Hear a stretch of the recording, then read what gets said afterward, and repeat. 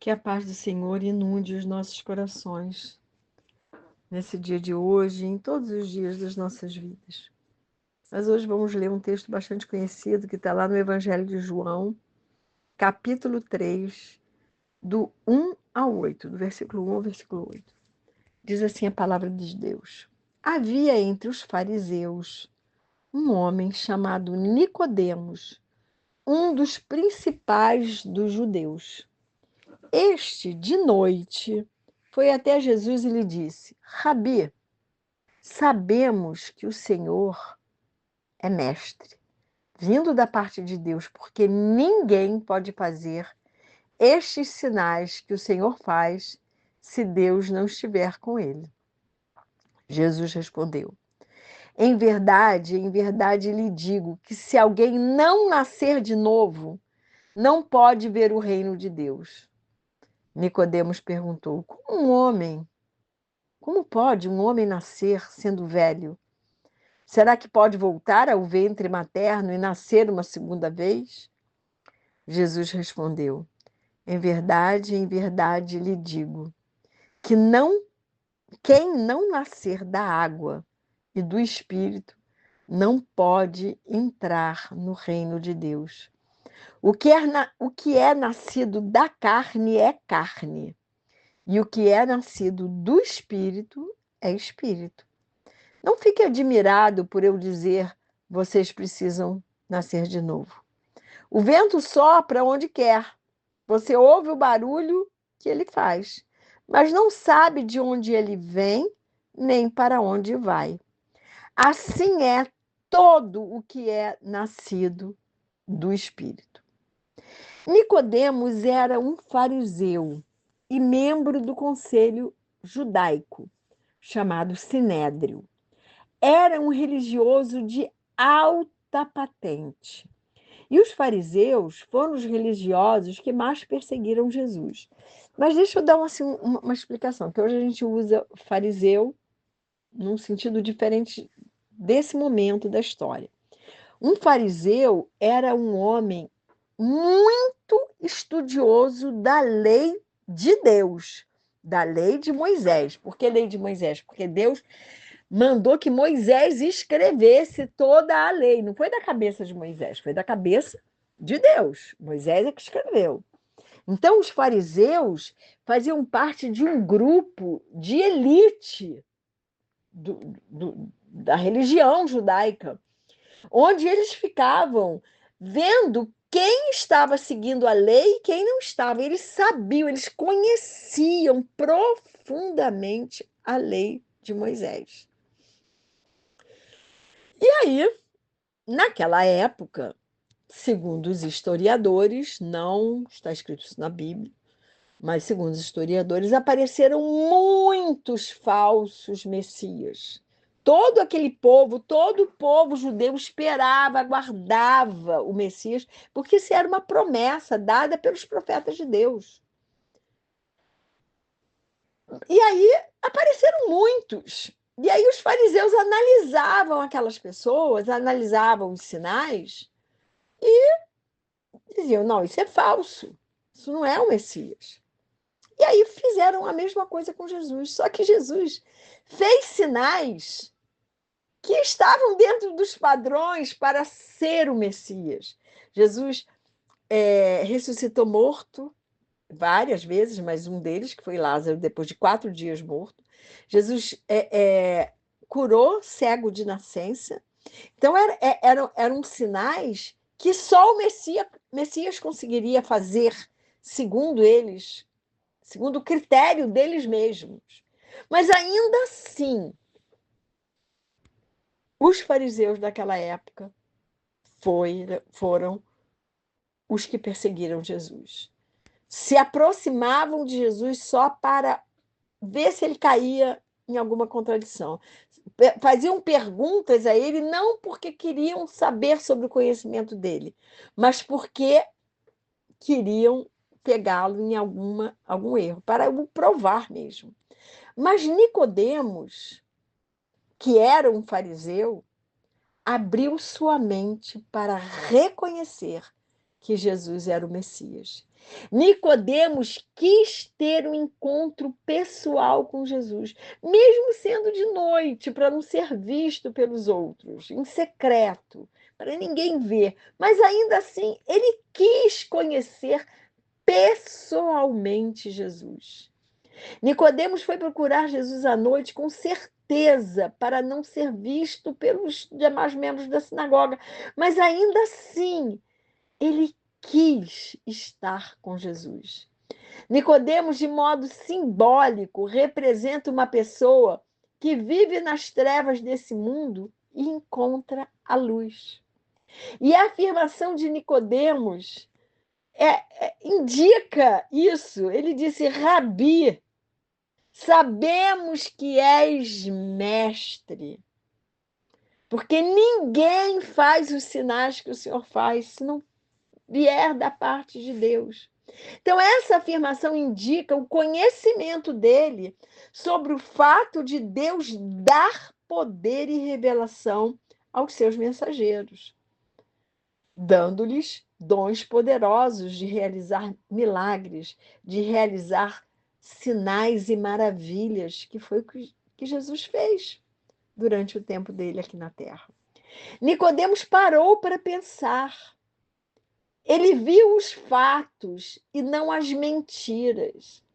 Os fariseus falavam muitas mentiras a respeito de Jesus e tinham inveja do seu poder. Mas a inveja não invadiu o coração de Nicodemos. As mentiras dos seus pares, dos seus iguais, dos outros fariseus, não contaminaram o coração de Nicodemos. Ele seguia Jesus e dizia assim: não, isso aí não é normal.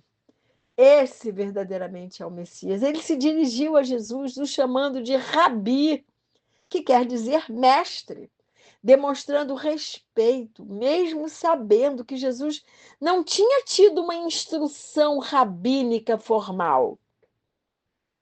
Mas ele ainda assim era mestre. E Nicodemos reconheceu isso nele. Ele ainda estava confuso, ele não sabia muito em que acreditar, mas ele foi buscar a verdade na fonte correta. Ele parou para pensar. Vivemos uma época que ninguém mais sabe pensar, que ninguém mais para pensar. Acredita em todas as mentiras que lhes são ditas sem parar para pensar, sem ver se aquilo é verdade, sem checar a informação. Nicodemos foi checar as informações. Nicodemos viu os milagres, os sinais e as maravilhas que Jesus operava e não se deixou influenciar pela maioria que compunham o sinédrio, percebendo que ninguém pode operar tantos milagres se não for da parte de Deus. Ele logo concluiu que Jesus era o Messias, tão aguardado por Israel. Água é uma referência às passagens do Antigo Testamento, no qual o termo água e espírito estão unidos para expressar o derramamento do Espírito Santo. Isso nos ensina dois profetas. O profeta Isaías nos ensina isso no capítulo 32, versículo 15, e o profeta Ezequiel nos ensina também no capítulo 36, do versículo 25 ao 27.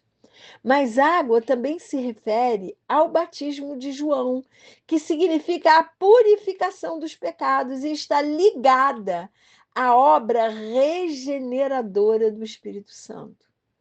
O batismo nas águas é o batismo do arrependimento.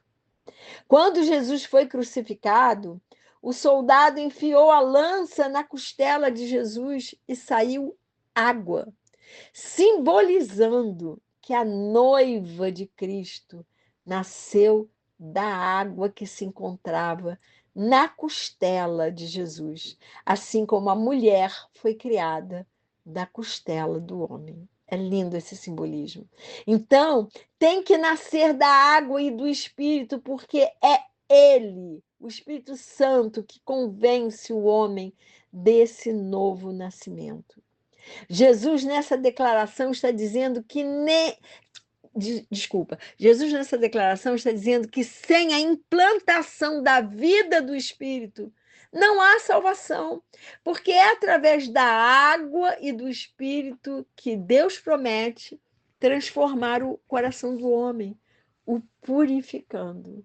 Tanto o sangue de Cristo como a água que fluíram do lado perfurado de Jesus testemunharam que Jesus era um homem.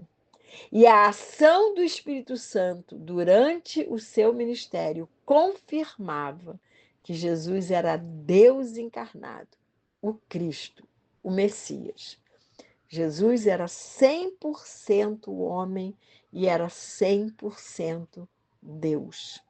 A história de Nicodemos nos ensina que até um fariseu pode se converter a Jesus, o Messias, o Deus vivo. Nicodemos pôde parar e pensar sem ser influenciado pela maioria, e sim pelos fatos. E depois da morte de Jesus, Nicodemos continuava ao lado do mestre. João, capítulo 19, versículos de 38 a 40, diz assim: depois disso, quer dizer, depois que Jesus morreu, né? José de Arimateia, que era discípulo de Jesus, ainda que em segredo, porque tinha medo dos judeus, pediu a Pilatos permissão para tirar o corpo de Jesus da cruz. E Pilatos deu permissão. Então José de Arimateia foi e retirou o corpo de Jesus. E Nicodemos, aquele que anteriormente tinha ido falar com Jesus à noite, também foi levando cerca de 35 quilos de um composto de mirra e aloés. Tomaram, pois, o corpo de Jesus e o envolveram em lençóis com os óleos aromáticos, como era costume entre os judeus, na preparação para o sepultamento. Então, José de Arimateia e Nicodemos eram judeus importantes que creram na mensagem de Jesus e estavam em sua crucificação para cuidarem do corpo do Senhor, o honrando. Nós também temos que ir buscar a Jesus para que ele se revele a nós. Não temos que ser influenciados pelo mundo, pela maioria, por outras religiões, por dogmas, por superstições, por doutrinas humanas. Nós temos que buscar do Senhor todas as revelações que ele tem para nos dar, todas as verdades que ele pode nos falar, todas as verdades que a palavra de Deus nos ensina. E para herdarmos o reino de Deus, temos que nascer de novo. Temos que ser novas criaturas, temos que ter novas identidades, temos que nascer da água e do Espírito, nos tornando como noiva, a noiva de Cristo. Isso é a igreja. Nós, igreja, somos a noiva de Cristo. Então, a resposta da pergunta acima do título dessa mensagem é sim.